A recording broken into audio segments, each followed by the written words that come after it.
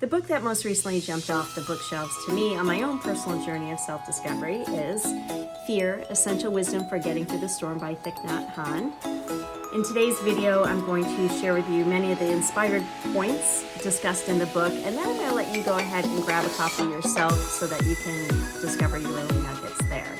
Before we dig in, I am Tina Moody as always. I am the author of The Spiritual Awakening of an Analytical Mind, which is a guide for people like me who may be stepping on their path of self-discovery. So about 8.5 years ago is when I kind of stepped onto my path, and books have played a vital role in my evolution, and I'm always so intrigued by what, when, where, why, and how a book shows itself to me. And so that's what this channel is really coming down to being, is that I want to share with you the books that have inspired me, have helped shape my journey in some way. And it could be a book that I read years ago and is on my bookshelf, or it could be one like Fear that literally jumped off and kind of bypassed the other books that are sitting on my nightstand to read, and I read immediately. So whatever feels right to share with you, I will do so. And I hope that if you are on a similar journey as me, you may find them helpful, or if you are a similar person as me, you may find them helpful and be inspired by them as well. All right, let's dig into the book. So personally, I was very aware of who Thich Nhat Hanh was, but I had not previously read any of his books, even though I've been exposed to different probably snippets over various different places in the past. But again, it kind of jumped out to me. I was at a bookstore buying a present for somebody else, quite honestly. And as you do, you may browse and look for stuff for yourself. And this was sitting there and I hadn't seen it before. And so I found my gift for somebody else. And then I perused the employee recommendation shelf, and there it sat again. So I took that as a sign that I was to buy it and give myself a present that day. And it didn't sit on my nightstand very long before I did grab it again. I grabbed it a couple months ago and read it this last month. And it's a short book, by the way. It's 164 pages, I believe. But there's so much packed within those 164 pages. So like most books of this kind of genre and the author, there's too many nuggets for me to hit everything in one video. Plus, I don't think that benefits anybody. So I'm going to just extract a few things to talk about and share with you, and hopefully that will inspire you to say, oh my goodness, I need to read this book, or not, and you can go get yourself a copy or not. So in general terms, the book discusses fear and how best to come to terms with fear.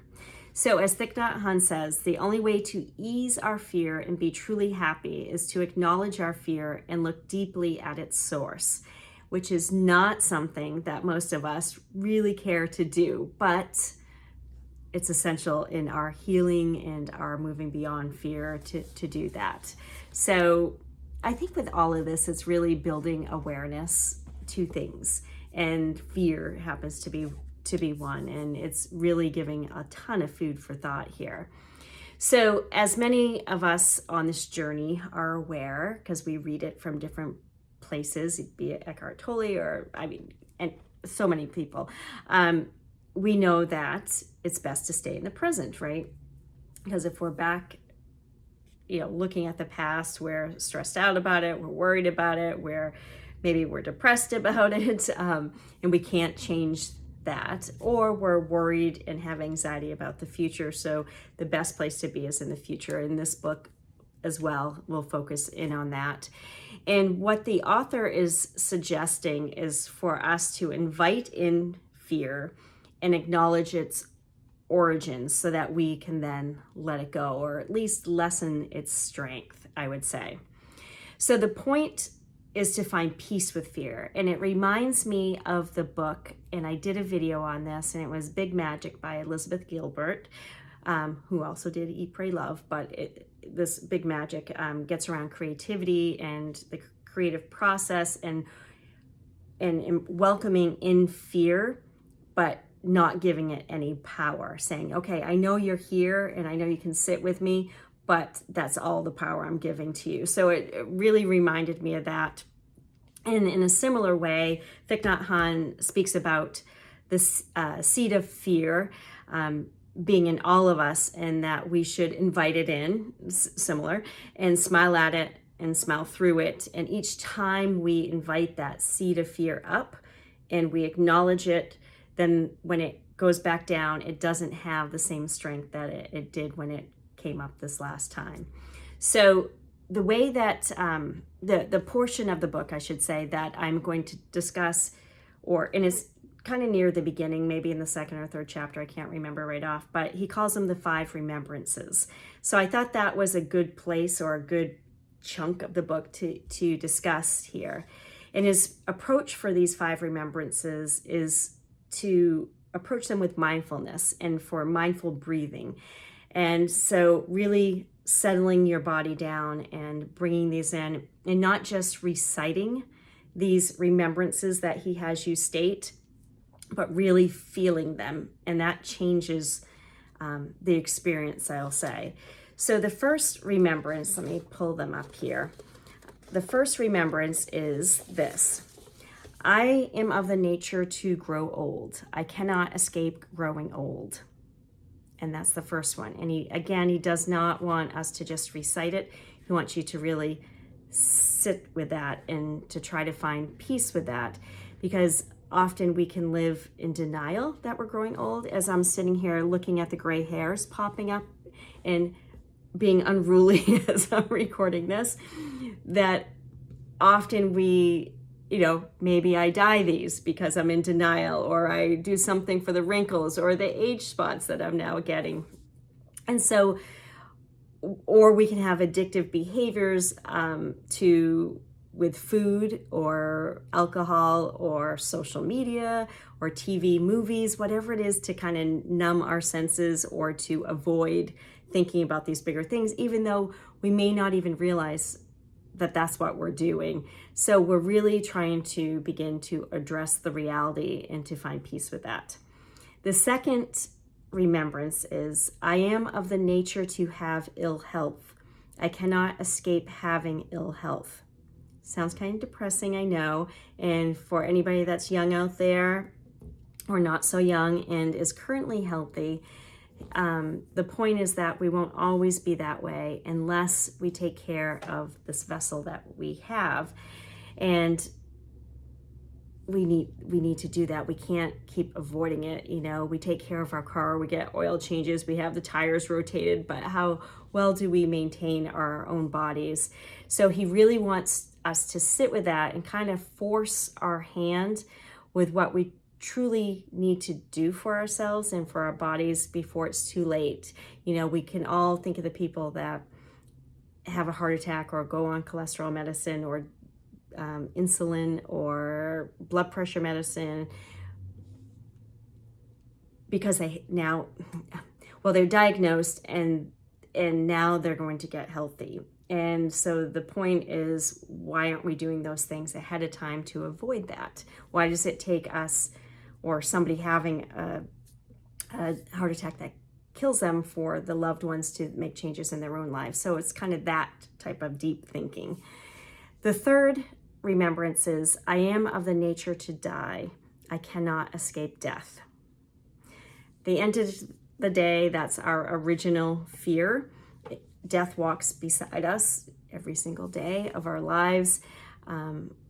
It's just a known fact. We are all going to die. So the sooner we can come to peace with that and make peace with it, the better. And then the theory is that we can truly live when we've made peace with it. So giving focus on the limited time that we're here for this lifetime, and then we can begin to create the lives that we wish for ourselves. And with that said,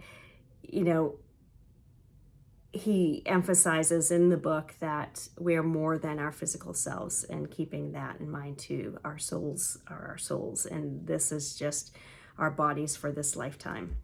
The fourth remembrance is, all that is dear to me and everyone I love are of the nature to change. There is no way to escape being separated from them. So this one is a reminder that we do not take anything or anybody with us when we pass. And the hope is that this will shift the constant feed of consumerism in some way, or attachment that we have to people, places, and things out there, that we need to release those attachments. And because when we have attachments, we're truly not free. So again, like, not just the surface level, it's really time to start sitting with some of these and taking away some of the strength that they have on us. And the fifth and final one is, I inherit the results of my acts of body, speech, and mind. My actions are my continuation. And this gets into the theory of karma and what goes with us. So if none of the people, places, and things can come with us, our actions and what we say and what we do can. And actually, this one reminded me a little bit. One of the last podcast episodes that I did on Intuition Talks, when I was doing that podcast for that year or so, we had a guest on, and her name is Shannon Plummer, and she discussed the gene keys, specifically gene key 22, which is grace and graciousness. And in doing the research prior to the episode, there was just one line that really stuck with me, and it was to keep our accounts settled as we go along, which gets to accountability. So we all know that on the financial side, like keeping ourselves above, right? But this is more like our integrity. Like, if we do something, say something to somebody that just doesn't feel right, settle that right away, so that you're not having that dread and it's not the monkey on your back or hovering over you. Address it right away and move on, so that your accounts are settled. And I thought that was awesome, a way to think about it. I actually just spoke to my son about it as he's as a teenager and starting to do more adult things. So obviously this book goes into way, way, way more details. And really it's awareness, it's a food for thought. It's just accepting certain truths, I guess, in life. But some of the other things that were discussed are around, mindfulness and meditation, of course, the importance of building community, which I need to be better about myself, the need to water our seeds of happiness, which I liked how that was phrased, letting go, learning to stop and rest. And just a lot of additional practices similar to these remembrances to build awareness, I would say. So I want to leave you with one thought before I hop off here, and that is that, that saying, live each day as if it's your last.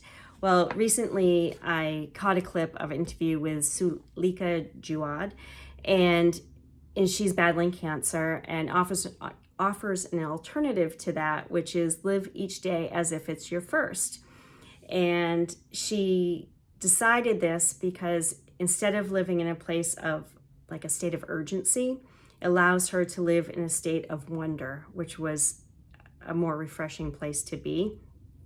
Living like a kid, like it's your first day, versus doing things that you could regret if you keep going, right? You can't live every day in that kind of state. And I really, really like that. But then Thich Nhat Hanh offers a third alternative. And what he says is live every day like you have just been rescued from dying on the moon. So he gives a whole scenario, but basically it's kind of like the movie Matt Damon was in about Mars, when he's stranded up on Mars. So similar theory is that you're up there, you're going to die. What is your one wish? Your one wish is that you can land your feet back on this planet, on Earth, and be with your loved ones. So he says that if you ask this person on the moon what they wanted, it would be to be back to our beautiful planet Earth. That would be enough. To walk on Earth, enjoying every step, listening to the sounds of nature with the person you love. The rest of what we see as important would no longer be so. So again, food for thought. And that is a quick wrap of Fear, Essential Wisdom for Getting Through the Storm by Thich Nhat Hanh. And I would recommend it. I think it's one of those books that you will read through twice. I need to do it again. I underlined almost the entire book, quite honestly. So I will be going through that again and really trying to pull out the nuggets that I need to put into my life at this point in time. And I always feel like you can read a book back at another time, a year from now or 2 years from now, and find different nuggets that are applicable to your life at that moment. So that is a wrap. I do want to share one thing. It's been a little while since I was on here, and in that time I have put The Spiritual Awakening of an Analytical Mind up in the Kindle store. So it's always been on Amazon as a paperback, but now you can go in the Kindle store and you can purchase it there. And I think it's on there for $3.99. It's been on for a couple months now, $3.99.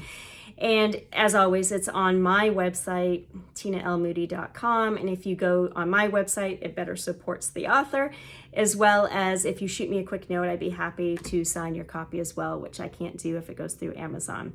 So that is a wrap. Thank you for joining me today. I hope to be back on each week. I've just had a lot going on and want to get back into a regular posting so that I can share all these lovely books that have crossed my path. And until next time, stay well, be well, and keep stepping forward.